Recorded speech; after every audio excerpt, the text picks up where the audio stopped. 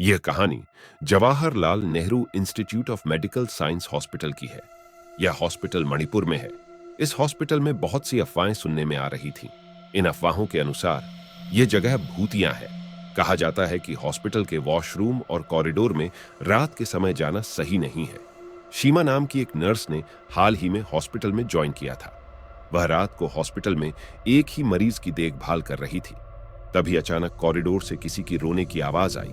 उसने सोचा, इतनी रात को कौन रो रहा है। वह जल्दी से कॉरिडोर में जाकर देखा। रोने की आवाज तो आ रही थी, पर वहां कोई दिखाई नहीं दे रहा था। उसे यह सब अजीब लग रहा था। वह जहां से रोने की आवाज आ रही थी उस ओर गई, पर वहां भी कोई नहीं था। और अब रोने की आवाज और भी ज्यादा हो रही थी। जब वह वापस मरीज के पास जा रही थी, उसे एहसास हुआ कि कोई उसके पीछे है। फिर कॉरिडोर की लाइटें चमकने लगी। उसके बाद सामने की लाइट बंद हो गई। उसे महसूस हुआ कि यहां कुछ तो हो रहा है। जब रोने की आवाज और भी ज्यादा हो गई तो शीमा ने पीछे देखा और देखा कि एक औरत मरीज के कपड़ों में बैठी हुई रो रही थी। वह औरत दीवार पर लाइन मार रही थी और एक ही बात बार बार बोल रही थी, मेरे साथ गलत हुआ है, मेरे साथ गलत हुआ है।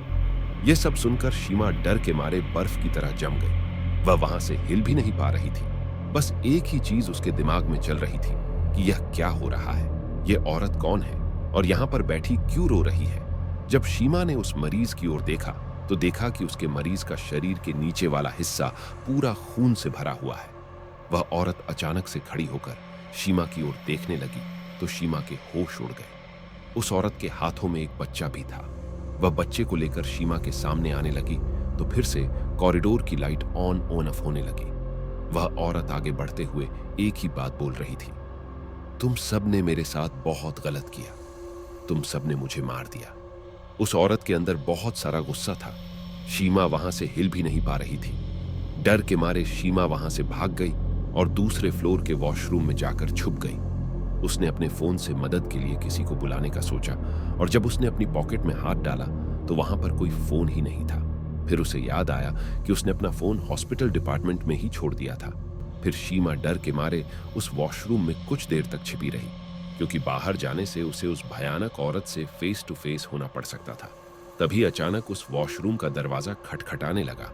उस आवाज को सुनकर शीमा की नजर वॉशरूम में लगे शीशे की ओर गई। फिर शीमा ने शीशे की ओर देखा तो उसमें वही खून से लथपथ औरत शीमा के पीछे खड़ी थी। उसने फिर से पीछे देखा तो वहां कोई नहीं था। शीमा को लगा कि यह कोई वहम है। उसे वहां से जल्दी से दूसरे मंजिल पर जाना चाहिए और दूसरे मंजिल पर जाने का रास्ता उसी कॉरिडोर से था जहां वह भयानक औरत खड़ी थी। उसके पास कोई और रास्ता भी नहीं था। उसने सोचा कि वह वहां से भागकर दूसरे मंजिल पर जाएगी और उसने तुरंत दौड़ लगाई।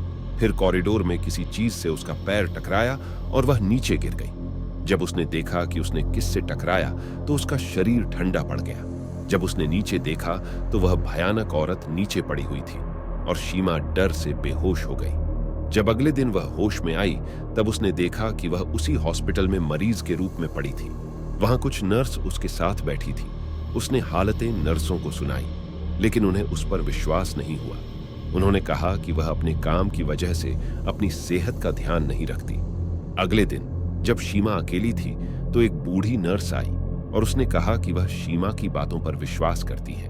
वही हॉस्पिटल में अनीता नाम की औरत जो शीमा को दिखाई दी थी 20 साल पहले गर्भवती होने के कारण मर गई थी। डॉक्टर ने उसके परिवार को बताया था कि ऑपरेशन के दौरान या तो बच्चा या अनीता में से केवल एक बच सकता है और ऑपरेशन के दौरान अनीता और उसके बच्चे दोनों की मौत हो गई। कुछ दिनों बाद अनीता के घर में आग लग गई और पूरा परिवार मर गया। उस दिन के बाद कई लोगों ने कहा है कि उन्होंने अनीता की आत्मा को हॉस्पिटल में देखा। सब कुछ सुनकर शीमा ने वहां की नौकरी छोड़ दी और दूसरे हॉस्पिटल में रात की ड्यूटी लेने से मना कर दिया।